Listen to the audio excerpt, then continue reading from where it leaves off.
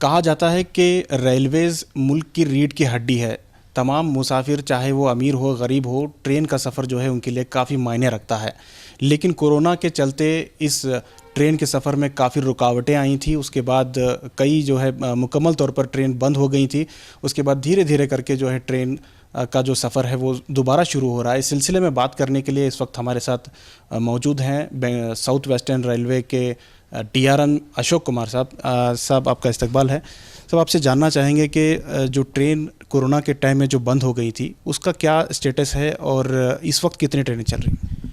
जैसे शुरू में आपको मालूम है कि जब ये लॉकडाउन लागू हुआ था तो सभी ट्रेनें तत्काल प्रभाव से बंद कर दी गई थी, क्योंकि उस टाइम सबसे ज़्यादा ज़रूरी ये था कि कोरोना को फैलने से रोका जाए। उसके बाद जैसे जैसे स्थिति में परिवर्तन होता गया और जब ये सरकार ने देखा कि बहुत सारे लोग अपने घरों को नहीं जा पाए हैं, तो उन लोगों के लिए रेलवे ने स्पेशली श्रमिक स्पेशल ट्रेन चलाई थी, जो पूरे भारत में चलाई गई और बेंगलोर डिवीज़न से भी करीब 235 ट्रेनें चलाई गई, जिसमें 3.5 लाख लोग अपने अपने घरों को गए थे। उसके बाद जब स्थिति थोड़ी सुधरी तो रेलवे ने 15 पेयर स्पेशल ट्रेनें चलाई थी, जिसमें से एक ट्रेन दिल्ली से बेंगलोर के लिए भी शुरू हुई थी। 12 अगस्त को पहली ट्रेन दिल्ली से शुरू हुई थी और 14 अगस्त को बेंगलोर से ट्रेन शुरू हुई थी। उसके बाद दूसरे स्टेप में करीब 100 ट्रेनें जो दोनों तरफ से चलनी शुरू हुई, उस ट्रेन में करीब 8 ट्रेनें बेंगलोर से स्टार्ट हुई थी। और अभी तीसरे चरण में जो ये फेस्टिवल के लिए ट्रेनें चलाई गई हैं, तो वर्तमान में करीब हमारे यहाँ से रोज़ाना 55 से 60 के बीच में ट्रेनें जाती हैं देश के विभिन्न जगहों पे, जिसमें कलकत्ता है, गुवाहाटी है, दिल्ली है, राजस्थान है, तमिलनाडु है, केरला है। दिवाली के लिए क्या स्पेशल ट्रेनें छोड़ी हैं?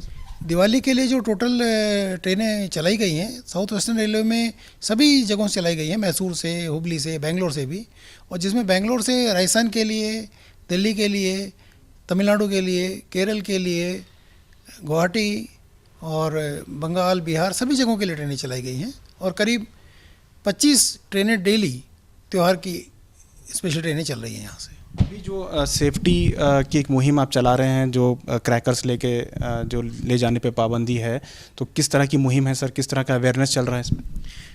जैसा कि आपको मालूम है कि दिवाली का त्यौहार 14 तारीख को इस महीने मनाया जाएगा, और दिवाली में बहुत सारे लोग अपने अपने घरों को जाते हैं या अपने किसी और काम से जाते हैं, और एक ये देखा गया है कि बहुत बार लोग क्रैकर लेके ट्रेन में सफ़र करते हैं। और ट्रेन के अंदर में क्रैकर लेके जाना एक बहुत ही खतरनाक चीज़ है, जिसको आपकी खुद की सुविधा, आपकी खुद की सेफ्टी और आपके साथ के जो पैसेंजर हैं उनकी सेफ्टी के लिए बहुत ही खतरनाक चीज़ हो सकता है, क्योंकि पटाखों में एक बार आग लगने के बाद उनको कंट्रोल किया जाना बहुत मुश्किल है। तो हम लोग ये कोशिश कर रहे हैं कि सभी यात्रियों को ये अवेयर किया जाए कि ये एक बहुत खतरनाक चीज़ है, साथ में दंडनीय अपराध है। अगर आप इसको लेते हुए कभी पकड़े जाते हैं तो रेलवे एक्ट के अंतर्गत आपके ऊपर कार्रवाई हो सकती है और आपको 3 साल तक की सज़ा हो सकती है। तो हम लोगों ने 7 तारीख से लेकर 21 तारीख तक की मुहिम चलाई है, जिसमें हम सभी यात्रियों को समझाने का कोशिश कर रहे हैं। उन तक हम लोगों ने पम्पलेट बांटने का कोशिश कर रहे हैं, उन तक हम सोशल मीडिया के थ्रू पहुंचने की कोशिश कर रहे हैं, और उनमें हमें आप लोगों का भी सहयोग मिल रहा है, जिस वजह से हम ज़्यादा से ज़्यादा लोगों तक पहुँच पाएँ।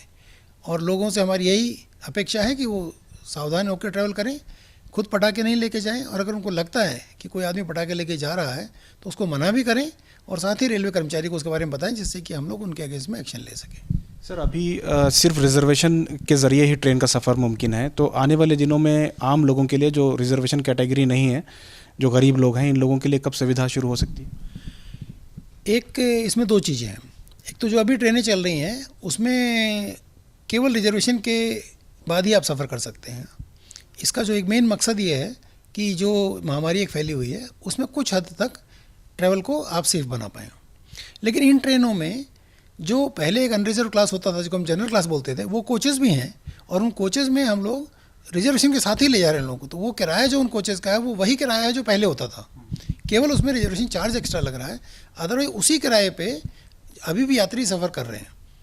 जहाँ तक जो पैसेंजर ट्रेनें हम बोलते हैं, जो छोटे डिस्टेंस में चलती हैं और उनका एक बहुत ज़्यादा उपयोग करते हैं जो हमारे रोज़ाना जो लोग ऑफिस जाने और ऑफिस से काम से घर जाने के लिए, इन ट्रेनों के बारे में अभी निर्णय लिया जाना है, और जल्दी हम उम्मीद करेंगे कि ये ट्रेनें भी शुरू हो जाएंगी जी। और ये इसमें जो सोशल डिस्टेंसिंग के अलावा जो सेफ्टी है वो किस हद तक है? जो लोग हैं, बहुत सारे लोग आज भी डर रहे हैं ट्रेन में सफ़र करने के लिए, इन लोगों के लिए क्या मैसेज है?